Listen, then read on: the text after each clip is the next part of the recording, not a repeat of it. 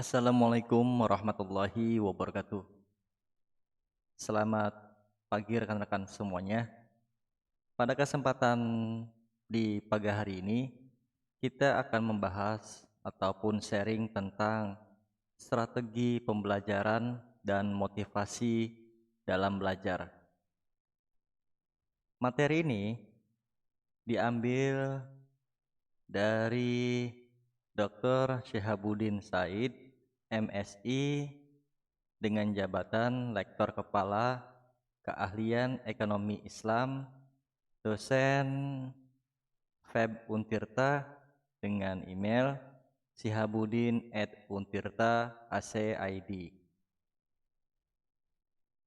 Lalu dipresentasikan saya sendiri, yaitu Rudianto, dosen Teknik Informatika, dengan email rudianto@umbaja.ac.id. Oke rekan-rekan, kita langsung saja mulai tentang sharing strategi pembelajaran dan motivasi dalam belajar.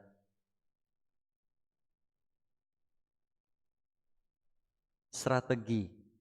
Mungkin rekan-rekan sudah mengenal dengan istilah strategi. Apalagi kalau kita bicara dalam penerimaan mahasiswa baru ataupun dalam perkuliahan. Dalam meningkatkan kualitas seorang mahasiswa, misalnya dalam hal kualitas, yaitu kualitas dalam pendidikan, adalah dengan membentuk suatu strategi dengan pembelajaran yang tepat. Hal ini digunakan untuk membuat mahasiswa menjadi tidak boring dalam perkuliahan, ataupun strategi dalam hal merekrut ataupun penerimaan mahasiswa baru. Jadi sangat penting kalau kita bicara dengan istilah strategi. Tujuan khusus pada pembelajaran kali ini adalah yaitu tentang menjelaskan strategi pembelajaran di perguruan tinggi. Karena kalau kita tidak menggunakan strategi dalam suatu pembelajaran di perguruan tinggi, mungkin agak sedikit membosankan dalam memberikan suatu materi dan membuat boring di dalam kelas. Jadi sangat penting ya rekan-rekan ya dalam membuat strategi ini. Yang kedua yaitu menjelaskan motivasi belajar di perguruan tinggi. Jadi kalau kita sudah membuat strategi, motivasi apa yang akan kita berikan dan kita jelaskan di dalam perguruan tinggi tersebut. Yang ketiga adalah menjelaskan belajar di perguruan tinggi. Biar nanti ketika kita memulai suatu aktivitas pembelajaran di perkuliahan ataupun khususnya di kelas, mahasiswa sudah mempunyai gambaran dan mahasiswa sudah merencanakan apa saja hal-hal yang akan dilakukan dalam suatu pembelajaran. Definisi strategi ini adalah pendekatan secara keseluruhan yang berkaitan dengan pelaksanaan gagasan, perencanaan, dan eksekusi sebuah aktivitas dalam kurun waktu tertentu. Jadi di sini sudah jelas yaitu suatu gagasan ataupun perencanaan yang nantinya akan dieksekusi dalam aktivitas tersebut. Jadi sangat penting ya rekan-rekan ya dalam membuat suatu strategi pembelajaran. Setelah kita membuat strategi, Definisi dari pembelajaran tersebut adalah proses interaksi antar mahasiswa dengan dosen, antara peserta didik dengan pendidik, dan sumber ini yaitu sumber belajar pada suatu lingkungan belajar. Nah, hal ini tertuang dalam pasal 1 ayat 12 Undang-Undang Nomor 12 Tahun 2012.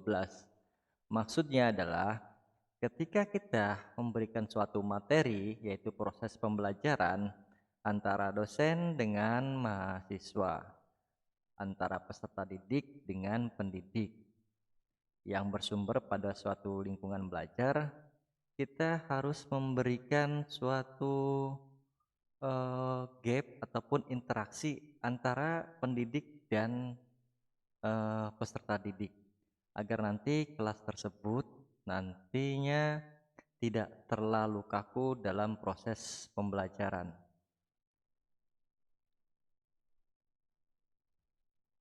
Lalu di sini akan diterangkan bahwa definisi dari dosen adalah pendidik profesional dan ilmuwan dengan tugas utama mentransformasikan, mengembangkan, menyebarluaskan ilmu pengetahuan dan teknologi melalui pendidikan, penelitian, dan pengabdian kepada masyarakat. Hal ini tertuang dalam pasal 1 ayat 14 Undang-Undang Nomor 12 Tahun 2012. Jadi di sini sudah jelas bahwa dosen itu adalah pendidik yang profesional dan ilmuwan yang bertugas utama mentransformasikan. Jadi jelas di sini bahwa dosen ini adalah tenaga pendidik yang profesional, yang nantinya seorang dosen tersebut atau pendidik memberikan suatu pembelajaran yang memang dikembangkan dan memberikan pengetahuan kepada mahasiswanya. Oke, lanjut ke slide selanjutnya, yaitu standar seleksi mahasiswa. Suatu kegiatan seorang dosen ataupun guru secara terprogram dalam desain instruksional untuk membuat mahasiswa ataupun siswa belajar secara aktif yang menekankan pada penyediaan sumber belajar. Nah, maksudnya adalah ketika seorang dosen ataupun guru di dalam ruang kelas ataupun proses pembelajaran memang harus terprogram dan sudah mendesain apa yang akan disampaikan ketika kita memberikan suatu materi. Jadi sudah jelas acuannya adalah kita sudah mempunyai desain dan sudah terprogram dalam memberikan suatu materi. Dan di sini memang yang diharuskan di dalam ruangan kelas adalah secara aktif dalam penyampaian dan sesi tanya menjawab antara dosen dengan mahasiswa ataupun antara guru dengan siswa. Hal ini bersumber pada Dimyati dan Mujiono 2009.2/297. Oke, next lagi. Setelah kita mengenal definisi dari strategi dan belajar, di sini kita akan mengenal macam-macam strategi pembelajaran. Apa saja dari macam-macam strategi suatu pembelajaran yang memang akan kita gunakan ataupun kita tuangkan dan laksanakan di dunia pendidikan.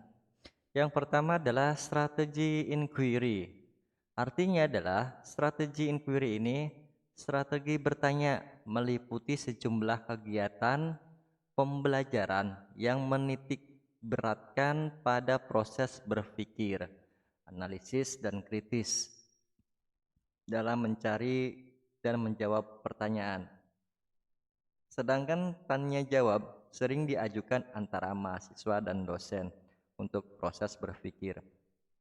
Jadi di strategi inquiry ini memang ruangan kelas kita atau ruangan kelas proses pembelajar kita dituntut agar bisa mahasiswa tersebut menjadi kritis dan bisa menganalisa setiap materi yang disampaikan oleh seorang dosen. Yang kedua adalah strategi ekspositoris. Strategi ini merupakan suatu sistem pembelajaran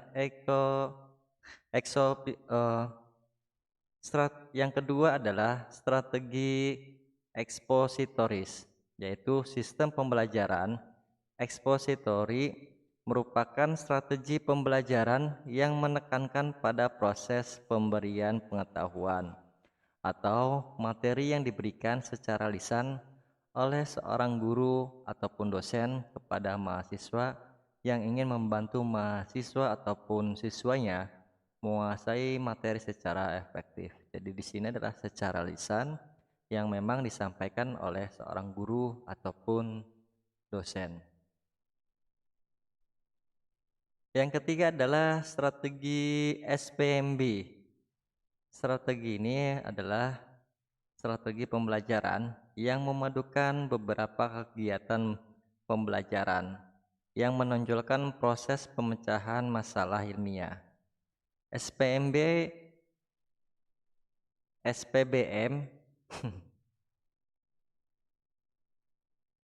strategi SPBM adalah strategi yang merupakan pembelajaran yang memadukan beberapa kegiatan pembelajaran yang menonjolkan proses pemecahan masalah ilmiah.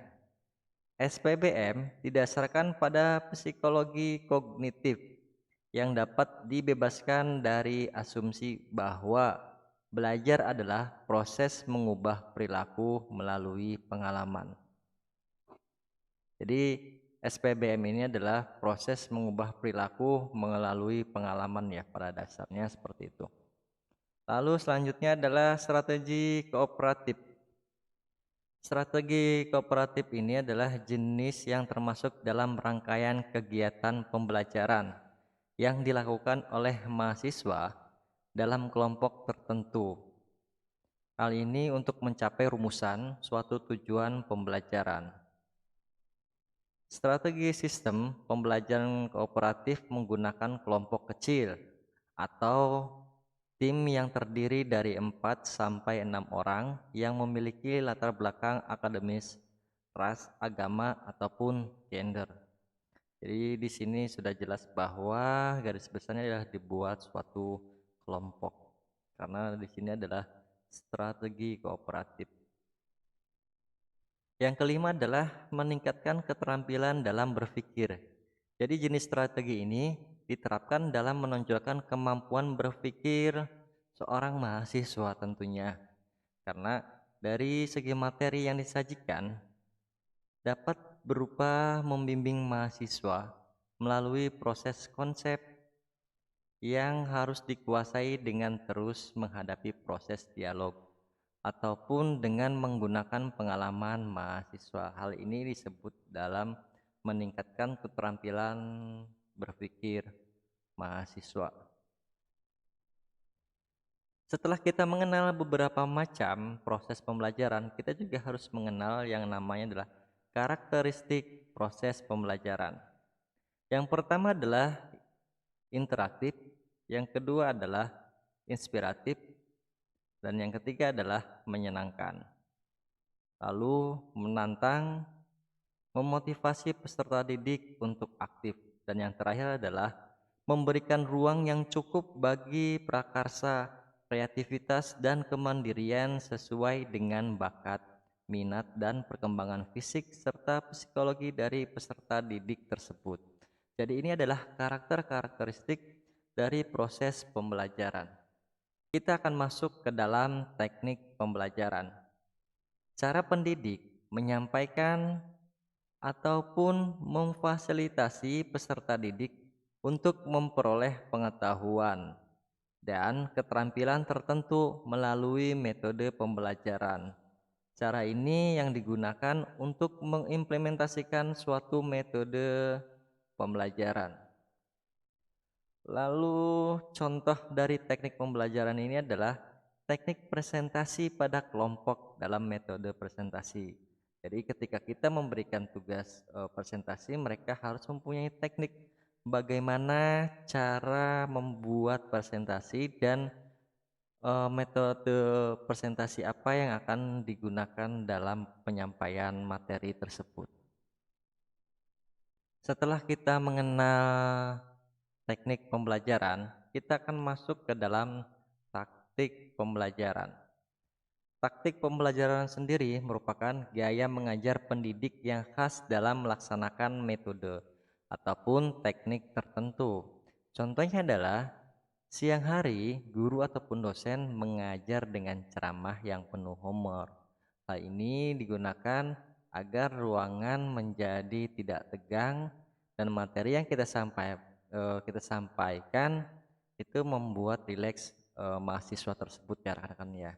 Jadi tidak terlalu tegang nanti di kelas karena setiap dosen mempunyai teknik dan taktik pembelajaran berbeda-beda. Oke, rekan-rekan, dari materi yang tadi disampaikan kita share, semoga bermanfaat untuk rekan-rekan, khususnya saya juga pribadi.